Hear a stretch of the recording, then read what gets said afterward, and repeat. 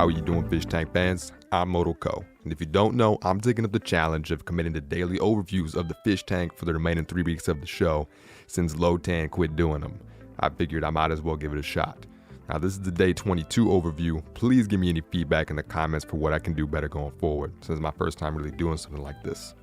Now, we got an interesting start to the day with Gold Striker on Twitter requesting fake images of Simon being canceled for his roast session from the day before, citing misogynistic and racist remarks. And damn, did the community come pouring their soul into this one.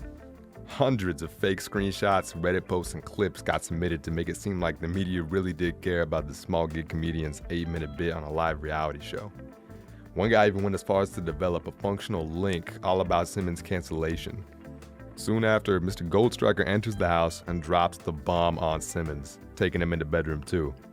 You can almost immediately see the toll that this news takes on him. No. The stuff that... So, I don't know this. I will be taking down the podcast with Todd. And Jeff, you come in if you want. Just I don't want anybody else hearing this. I think people are kind of canceling you. It's the fat people are. And it doesn't help that I'm kind of, they think I'm a neo-Nazi. So yeah. They're saying that you're kind of like my protege. I think it was the fat one and the suicide one really got people upset, not so much the naked. Have you heard of Reddit.com? Yeah. So, I guess on this website they're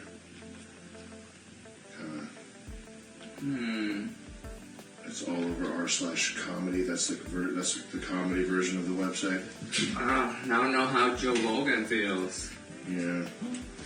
He spends the rest of the day sulking about with this 1,000-yard stare and even snapping back at TTS like he really hasn't done before. Fuck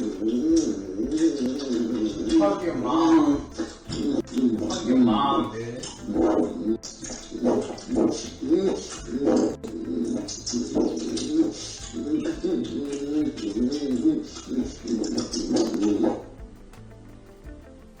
Considering how convincing a lot of these screenshots were, I'm sure that to him, his life is over.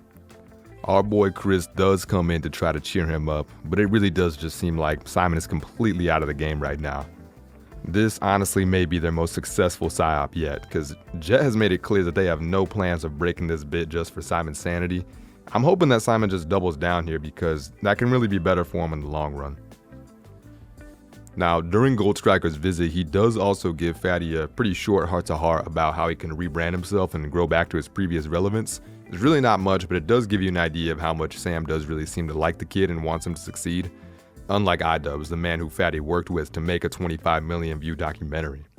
If you don't know, iDubbbz has completely ghosted Fatty, as he said in his bathroom confessional. Even after agreeing to be there for any business-related help that he needs, he even refused to give him a shout-out for any of his streams. I mean, I'm kind of getting ahead of myself here. iDubbbz sucks, you guys know that. Anyways, Mr. Gold Striker gathers the fish and brings them all downstairs, and he announces that Lance may be leaving the show if he accepts this offer from him. He offers Lance a spot on World Peace Season 2 due to his impressive performance as an impersonator and dedication to the role.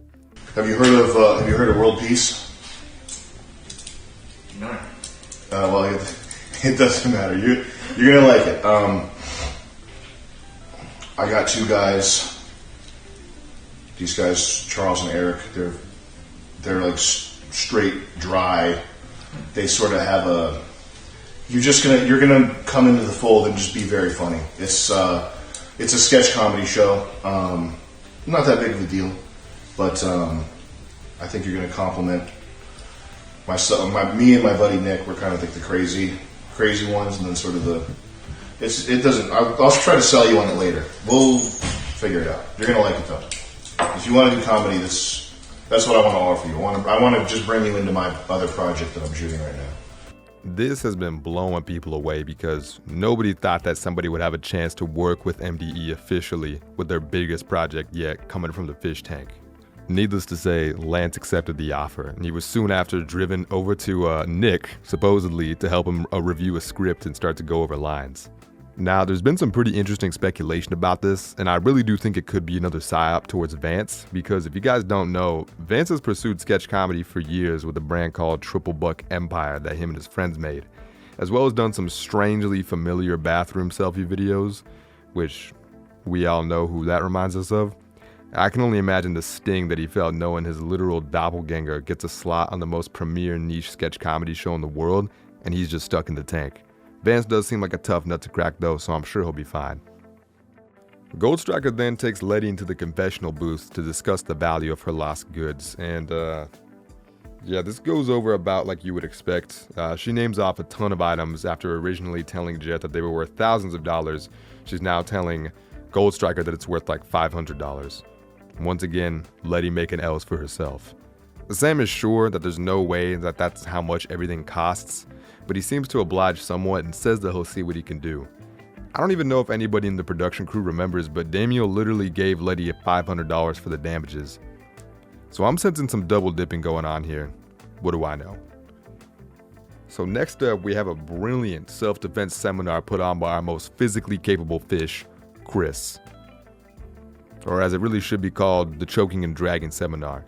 Seriously, look at the way that he just manhandles Letty and Simon. You try to wiggle out as much as you can. Ready? Go. Just try to get out Go of with there. it. If you try to go this time, You we'll get out of there, Simon. Really try it. Really try it. Really try it, because I'm going to keep walking with Are you. you liking it? See? You're You just walk not with him. trying. You keep where he's going. You got to read the feet.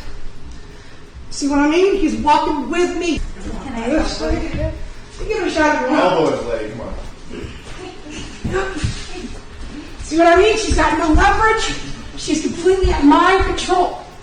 See what I mean? Completely at my control. There's no wiggling out of it if you move with him, because the moment you move away from him, that applies pressure on the bar. You may be thinking that it's the 400-pound weight advantage, but as a BJJ practitioner myself, I can assure you it's his technique doing the work.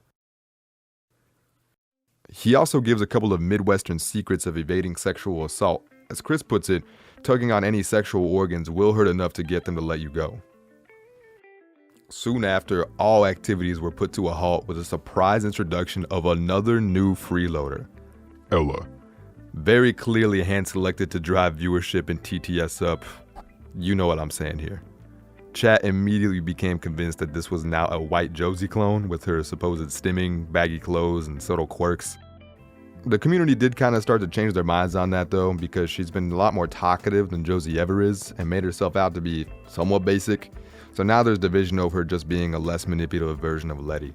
Personally, I think it's a bit too soon to tell where she lands on that scale, but Letty definitely did take a quick liking to her as she's done with the other freeloaders, since she really does like to cling onto anyone new, due to all of the existing fish rightfully disliking her. So soon after Ella gets there, there's a mini game to build a table, which Letty took upon herself to complete.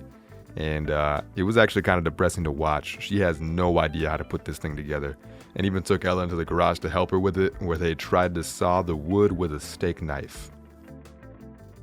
Soon after, our next challenge was introduced, the Shit Talk Challenge, in which the contestants were to seclude themselves in pairs of 2 in each bedroom and let loose on how they really feel about their fellow contestants. Chris acts as sort of an instigator, going into each room to see what they have to say and egging them on. I can honestly say that Josie and Vance won me over in this competition, but unfortunately they misunderstood the challenge and spent the first 30 minutes coming up with like punchline zingers for their fellow fish, instead of the natural flow of conversational trash talk that they wanted, so the producers had to step in and inform them that they were doing the challenge wrong. After that though, the ball really did get rolling. Namely with Vance saying the moment that he saw Ella, he thought, great, another stupid bitch to deal with. After that, they really started to dig into Letty, kind of personally, not just talking to talk. They really went after her most diabolical moments and why they hated her. Also calling Sylvia fat, but that was a common thing amongst the rest of the contestants in this challenge, so it's not just their room that did that. Sorry, Syl, but maybe you shave off a few pounds and get a couple subs on that private page of yours. Speaking of Sylvia, she got paired up with Simon, which was kind of a short stick to draw for this, because he did not encourage much of the trash talk at all, aside from a couple of brief comments. You could tell that cancellation was still weighing on his mind big time, so he wanted to play it safe. Chris did a fantastic job at throwing fuel on the fire for each of these conversations though, helping Sylvia really pour it on where Simon was lacking. But he ended up helping Letty the most, who went on to dig into Sylvia, saying some pretty weird things like how Sylvia's hole is so blown out that poop just plops out into the toilet. Scout Letty really isn't just a meme. Throughout Letty's rants, though, you can see Ella making some revelations as to why she has so many enemies in the tank, even noting multiple times that everyone here seems to hate you. That's crazy. Supposedly, this is how it was scored. The producers rating the trash talk themselves, how long Chris spent in each room, and how people responded on Twitter. Letty, when you called Sylvia a white trash pog coal burner, that was a pretty scathing report there. But it was a little too offensive to account for points, so we're not going to call that. But I did like that you called Josie jailbait, fake jailbait. That was pretty funny. And a lot of people think that whoever falls in love with Josie belongs in prison. According to these metrics, Letty took home the victory for 3 fish bucks. God, $1,500. I'm telling you, some of the prizes on these challenges are so weirdly weighed because this should have been like 1 fish buck at the most in my eyes. Or maybe I just don't want to see Letty win. Now, I will say it was pretty entertaining to watch Jet bring everybody into the living room and give some highlights of what the other fish said about them, just seeing the other fish's facial reactions. Jet immediately leaves after, which left kind of this funny tension. The night carried on pretty normally after that, though, and things simmered down. Fatty did take it upon himself to cook up for the commune and almost immediately set off the fire alarm. The running theme of Damiel being the only fish who knows how to cook continues. Dame Nation W. Seriously, I don't understand how every single other fish who has tried to cook has messed up so badly. Unfortunately, though, Simon was visibly distraught in his room over his whole world coming down on him, and he did note that he may have wanted to leave tomorrow, which I really hope isn't true. But just when you think things can't get any worse, he gets bed snatched and has to move downstairs onto the couch, where he was met with the relaxing sermons of an angry Vietnamese man and soothing mariachi music to sleep to. I'm happy chat is committed to the bit of torturing Simon, because I really do think if he doubles down here and doesn't leave, he's gonna garner a way bigger fan base. For now, though, he's very clearly on edge, with multiple snaps back at TTS and just kind of giving off this weird sort of spiteful aura. That's what he's carrying around right now. There's this weird spiteful aura around the tank. The fish once again called it a pretty early night, but most notably, the hassle meter is now full. TCS did try to warn Josie to hide her precious goods because something is coming, but she only confusedly asked why, and with snitching being monitored, they really couldn't tell her about the hell that's about to rain down on the tank. Now, my channel is brand new. You guys are here at ground zero, so please like, sub if you want some more in the future, and give some feedback in the comments on if I should continue and what I can improve for the remainder of the show, because I do want to do this until the end. With that though, thank you for watching my fish tank overview of day 22. I'll see you tomorrow.